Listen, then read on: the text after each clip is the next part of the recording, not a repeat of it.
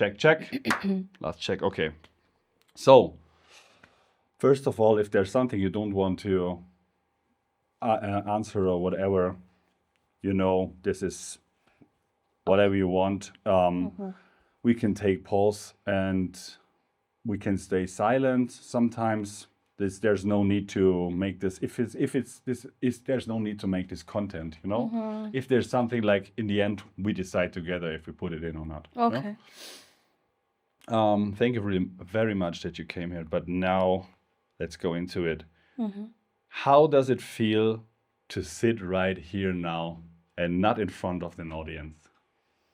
It feels relaxed. It feels intimate. It feels honest.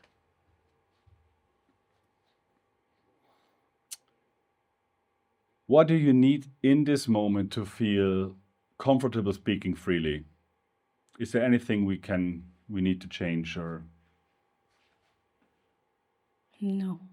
It's all about me and my limits or my mind. So yeah. You did all. Do you remember how we first met? Yeah, of course. It was Stuttgarter Zeitung. You came with Ingmar Volkmann, and you were so excited, and I was excited too. We were excited to meet you, and I never thought that we will be friends now. It was amazing. I remember how you said, "Oh my God, they made advertisement for sausages. Oh my God!" And you were so excited, like, "Oh, you will never know this, Ingmar, right?" Yeah, that's what I remember. Yeah, the shooting was cool.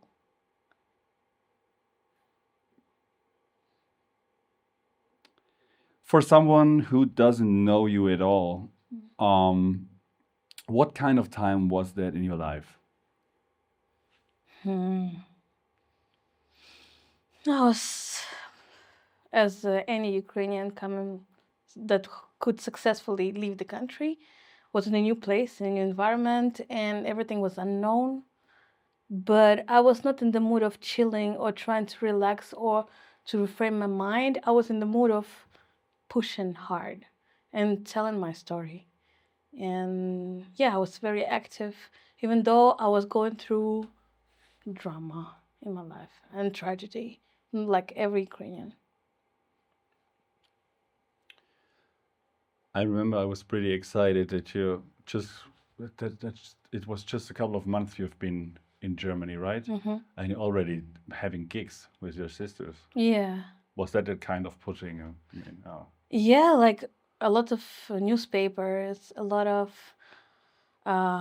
big magazines, big shows like Stuttgarter Zeitung, like Süddeutsche Zeitung in Germany. They were reaching out, and we were like, okay, we have a right to talk about what we went through. Let's do it. Let's push.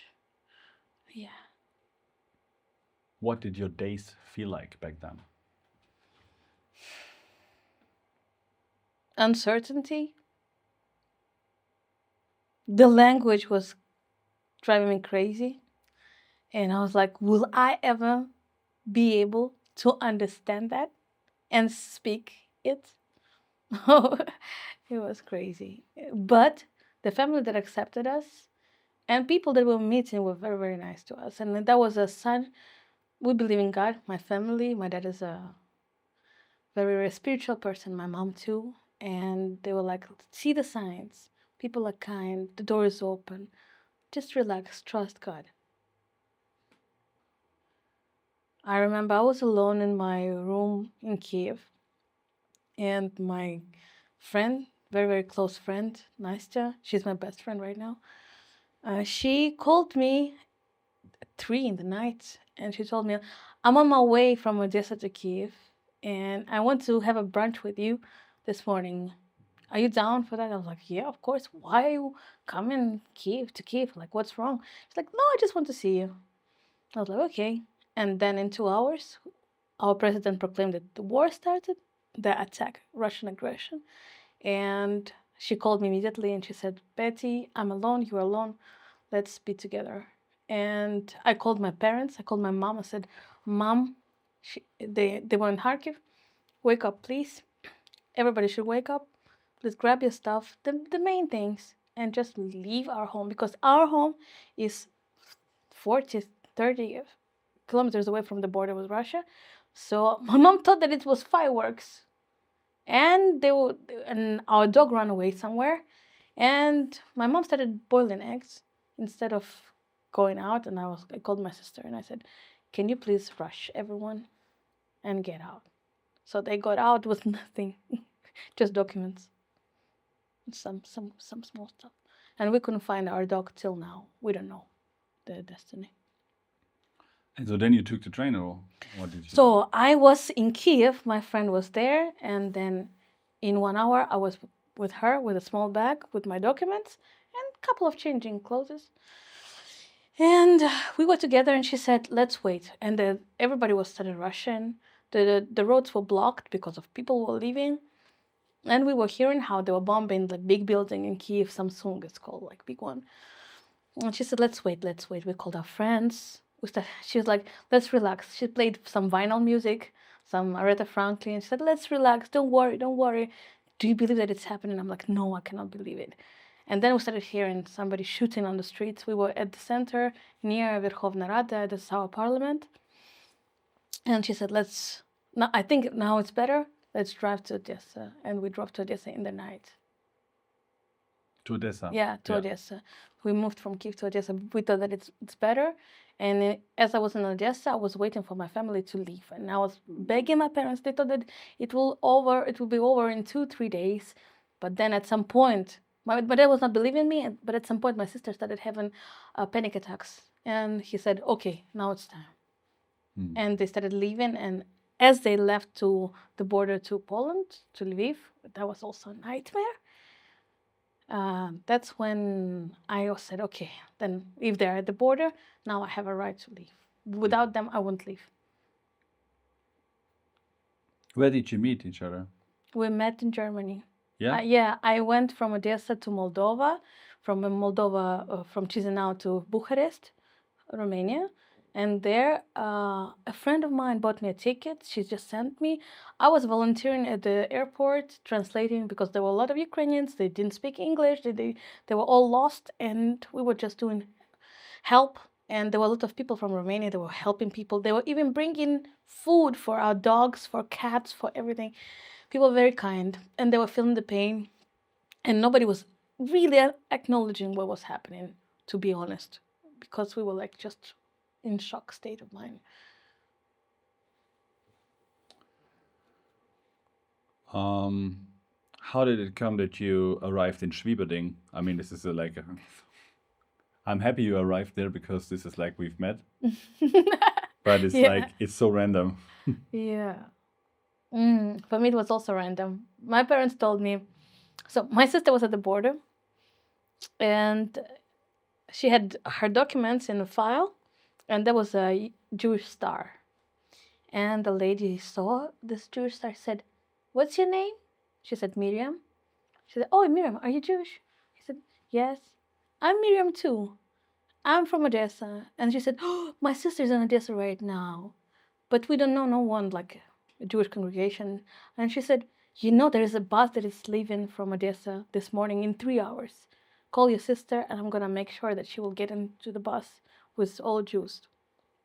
So that's how my sister told me, okay, you get into the bus, you go to Bucharest, and then you'll get the ticket. And I said, "Where are we going?" She said, "To Germany." I was like, "What's there?" "Stuttgart." She was like, "What are we doing in Stuttgart?" She said, "A friend of our father said that you should come there." I was like, "Okay." So I arrived in Stuttgart airport. I was flying with Lufthansa, and I was crying all my way there. Like, I was just all total mess. And the lady brought me, the steward, she brought me a bunch of chocolate and a sign of like this toy from Lufthansa, and I felt warm. And I felt she hugged me. She said, "Don't worry, it's gonna be all right." She never asked what happened, but she was just comforting me. I arrived. I completely forgot about COVID. Completely forgot. I arrive in Stuttgart, and then one lady meets me. She said, "I'm the one. Your father sent me to you. Your father sent me to you, so I'm picking you to the place where you're gonna be living." I said, "Okay," but she said, "But please wear your mask." And at that moment, I was like, "Ah, masks, they do exist right now. Okay." I wore the mask, and she said, "And you have to wear the mask in the house too." I'm like, "Oh, okay." I was like, "Okay, new house, new rules. I gotta do it. I gotta follow the rules." So she brought me somewhere, and then another lady meets me. She said, "Hi, my name is Yuto. You'll be living here." And she looks at me. She said, "Are you really Jewish?" I'm like, "Yeah, I think so." My dad told me so. She said, "Okay, okay. You're from Ukraine?" I said, "Yeah, yeah. Okay, okay." And that lady was from day one. She was comforting us. Like she was like making. She brought me. She and her daughter-in-law. She brought me creams for the face, the pads under eyes. She was like taking care of me in such a feminine way. I was amazed. I was like, she was teaching me how to treat other people, and she was telling me all till now. She was like telling me, "We're family, we're family, we're family," and I was like, "Okay, yeah, yeah," but I wasn't really believing that, and until I really understood that she wasn't playing, and the whole family is not playing. We are like that till now. So I feel that my family became bigger, and I'm really grateful for the help that they're doing and did, and for the family that I have right now in Germany. I wasn't expecting that. That she is a angel and God sent person that was, teaching me, and she teaches me till now a lot. Yeah. It's almost 4 years, 5 years now, huh? 4. 4 years. Almost 4. Oh, nice. Yeah. I'm very skeptical. I don't believe in those things. People have been telling me different things, and with time you just you get disappointed. You look and say, "Oh yeah, of course, blah blah," and then at some point you understand that it's a real deal with time. So time really reveals the souls and the minds and situations. Want to have a break or that's good? Yeah, I'm just very emotional this 3 Of course. 4 months. I don't know why I'm crying all the time. Wait, I'm gonna get you some tissues. Thank you.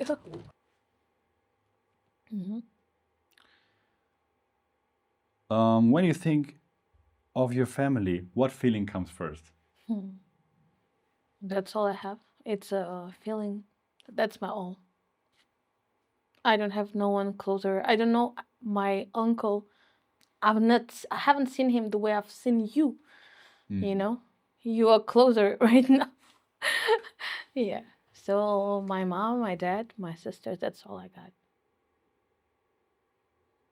What held your family together during this time for a big change? I mean, you left everything.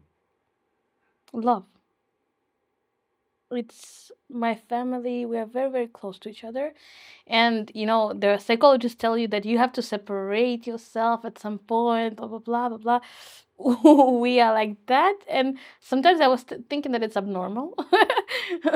But, yeah, we love each other. And at that point, we understood that it's beyond normal. It's like I will be staying in the war for them, and they couldn't sleep without me.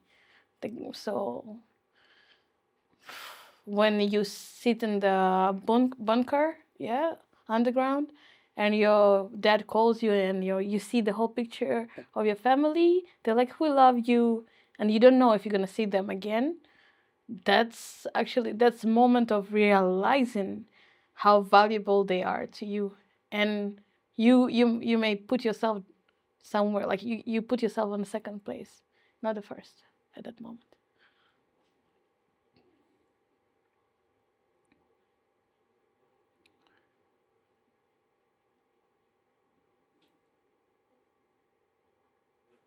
I mean, I've been at your place with Robin, and it's beyond. It was really nice. Thanks. It was a really special moment for us as well. If you had to describe your father without facts or history, what would you say? He is the best man I've seen so far. He's the reason why I still believe that men are good. And he's the reason why I still want to get married. Because if hopefully I meet someone who is even half of who he is, that would be a blessing. I think he's a blessing. I don't know why I deserve that. I'm grateful to the Almighty. And recently he wasn't feeling fine. And I just realized how special he is. But life is so crazy. It's ups and downs you don't know. It starts unpredictably and it stops unpredictably. So you don't know. You don't know. So you cherish. And the faster you realize how special people are, that the most important things in life are not things, are people. Definitely. What's the way your father shows love? What's the way he doesn't show love? That's the question. I kind of 100% count on him. 100%, you know? And it became so normal that I'm learning to give him more than to take from him. I need to learn, because you used to, he'll help, he's there. But when he's not feeling fine, would you be there? How would you help him? You have to learn to sacrifice. And at the same time, you have to never forget about yourself and take care of yourself. It's such a balance game. I'm learning. It's really nice. It's really, really nice and really good for you that you realize that now. You know, I think I told you a story about my dad. So I realized in the last years, and I'm really grateful for that. So just to give back something and realize this is a human being. This is your dad, but this is a human being, and he has a story. He is somebody. It's not just a dad, and everything is like granted. You know? Exactly. Yeah. And you know, one thing that I realized is that he's not only a dad, he's not only a human being, he's also a kid. Exactly. Yeah. And he doesn't know how to live this life. He's just holding himself because he has a responsibility for us. But he doesn't know what's gonna happen. He's living his first life. You know, if we don't talk about esoteric stuff, yeah, but he doesn't know. He's doing his best. And that helps us to understand and forgive, because we always think, okay, he could have hurt me, he could have done better, blah blah blah blah blah blah, always, you know, asking. But yeah. I think that's also some really, it's really special with dads because men are different, especially so the older generations now. Now it's more, people are more used to men are getting more used to speak about emotions or go to a therapy or a healing process or something, but it's still slow. But back then, just seeing some people, some dads of my friends, and I'm just telling my friends, so he's doing his really, really best. No, in his world, it doesn't exist to be weak or something. If you know better than him what emotions he's pressing down, forgive. Just be there and accept it, because he is doing all that stuff for you, and at the same time holding His emotions. holding it. This is double energy. It's Right. amazing. It's not a like a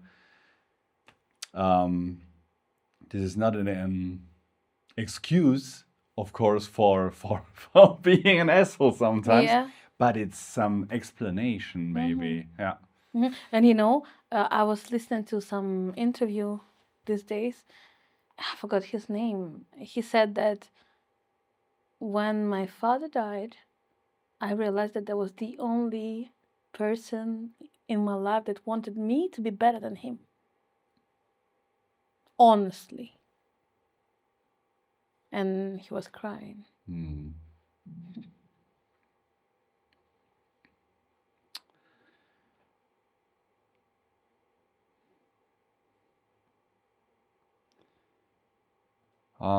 Were there some moments when you only understood his love much later?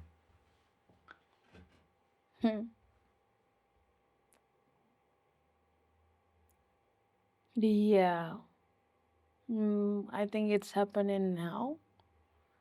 My life is about fighting between dentistry and music. And he always pushed me into medicine. And I was like, no, I'm an artist. I want creativity. I want freedom. I want that.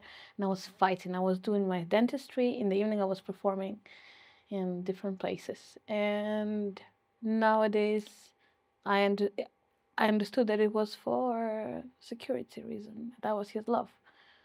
And I would never push myself to medicine if it wasn't for him. Yeah, so he just wanted security for me. Of course, he's a human being. There's some things that he's trying, to push hard. Of course, he has his own traumas because of his sisters, that my aunties died because of some wrong decisions that they made. And he was overprotecting me. But I understand where it's coming from. I have one more image here I printed from this.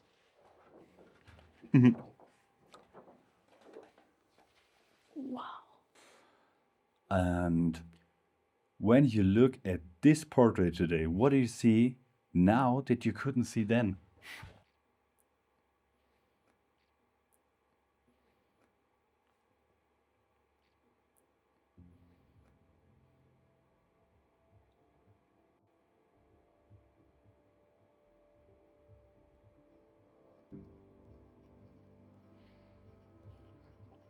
How our faces look like and how his.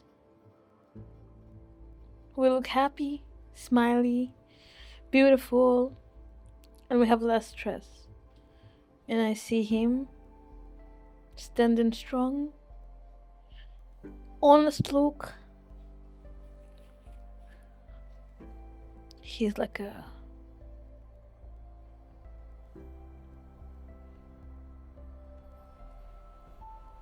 he's a strong base, strong stone for us. And it's time for us to love him more.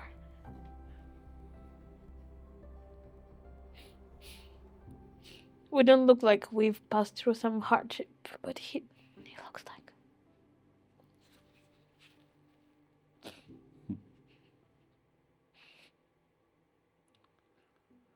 He did everything for us to look so beautiful.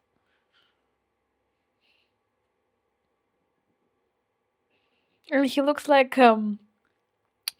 basketball trainer, like very cool one. Like he looks cool.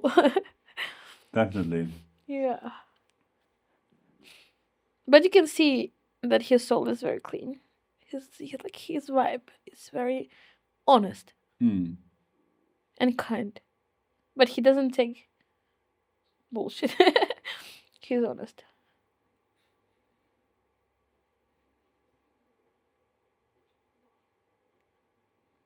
What do you think strangers might see, and what do only you and your sister see? We would see our father in real colors. but people will see just a beautiful image and the unity, maybe the love, the way we hug him.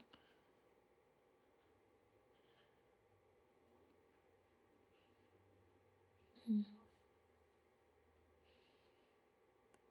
If you could say something to your father without words, what would it be?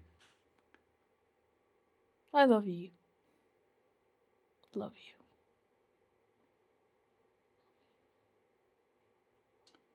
Who have you become through all of this? An adult.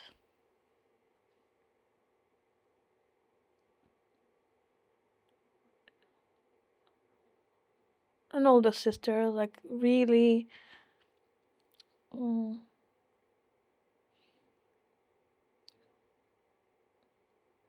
understanding daughter. I'm on my way of being daughter that understands responsibility and understands the way my dad thinks and my mom thinks. I'm the ancestor, the next ancestor, and also a person, a different like individuality. Like right now, I'm embracing myself more. Before, I was like more like a mom to my sisters, and now I'm more like Betty, just Betty.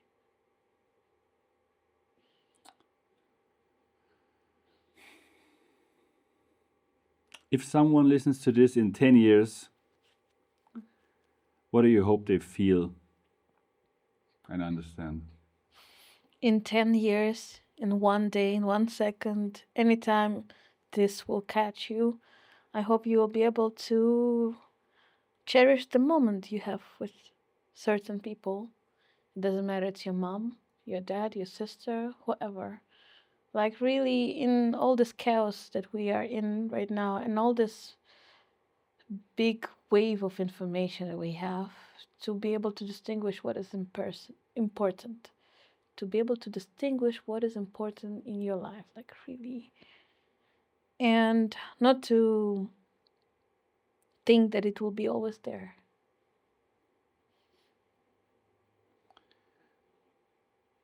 Thank you very much, and thank you that you trusted me so much with your family that I'm really happy and proud that I could um, capture this moment, this time, this time for you and your family. I want to thank you for, first of all, your heart, for your professionalism, for your kindness, for your story that you shared with me, for this moment, for how you did it, and for your passion into doing something more than just a picture and more than just a video, more just a moment. You've made something really, really golden. I don't know if it's platinum, whatever you call it. I'm grateful for your team and you, and I think somehow I deserved people like you, and I'm grateful forever. Thank you, Marva. Thank you so much. Oh, I'm in love with this. Wow. I like it. Yeah. Wow. So nice. So nice. So nice. This is amazing. So Wow. nice. So nice. Very nice. Wow. Historical. I have no words. I have no words. I have no words. I have no words.